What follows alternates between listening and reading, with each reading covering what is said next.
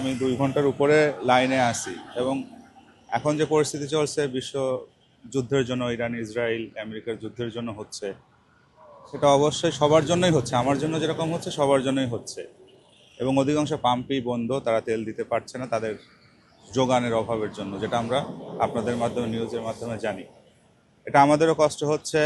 আমরা চাই এটা যত তাড়াতাড়ি যুদ্ধটা বন্ধ হোক, এটা সমাধান হোক। আমাদের কষ্ট হচ্ছে, জনগণের কষ্ট হচ্ছে, তেলের দাম বাড়ার একটা ব্যাপার আমরা শুনতেছি। যদি সারা বিশ্বেই এরকম চলতে থাকে তাহলে দাম বাড়বেই। সেটা সেটা আমাদের জন্য, সাধারণ জনগণের জন্য সেটা আরও বেশি কষ্টের হবে।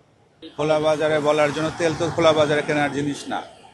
তেল তো খোলা বাজার জিনিস কেনার জিনিস তো তেল। আমি বাইকের ফুয়েল নেব পাম্প থেকে, খোলা বাজার থেকে তো নেওয়ার আমার কথা না। তাহলে আমি কেন সেখানে নিতে যাচ্ছি? এই সংকটটা আমার জন্যও যেরকম অন্যজনের জন্যও সংকট। আমি যদি কিনে বাসায় মজুত করে রাখি তাহলে এটা ওনার কয়দিন চলবে? একজন যে মজুত করে যদি রাখে 100 লিটার তেল, কেউ মজুত করে রাখলে কয়দিন চলবে? কেউ যদি মনে করে যে আমি মজুত করে শুধু আমিই চলবো, তাহলে অন্যরা ভালো মানে সে ভালো থাকবে, অন্যরা খারাপ থাকবে, এটা তো হয় না। ভালো থাকতে হলে সবাই মিলেই ভালো থাকতে হবে। এই মধ্যে আপনাকে একটা গল্প বলি, এটা শোনা গল্প, আমি গল্পের সোর্স জানি না। এটা হচ্ছে যে কোনো এক সময়, কোনো এক রাজার সময়ে কোনো বৌদ্ধ বলল যে পানি দূষিত হয়ে যাবে, যারা দূষিত পানি পান করবে সবাই উন্মাদের মতো ব্যবহার করবে।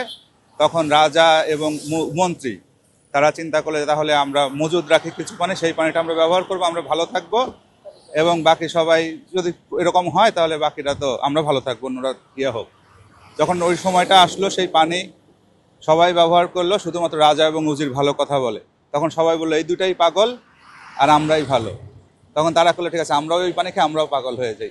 সবাইকে সাথে নিয়ে ভালো থাকতে হবে। আমি ভালো থাকবো এই চিন্তা করাটা নিজের জন্যও আলটিমেটলি ক্ষতি এবং সবার জন্যই ক্ষতি। না, এটা সম্পর্কে আমার জানা নাই কোথায় উৎপাদন হয় না হয়।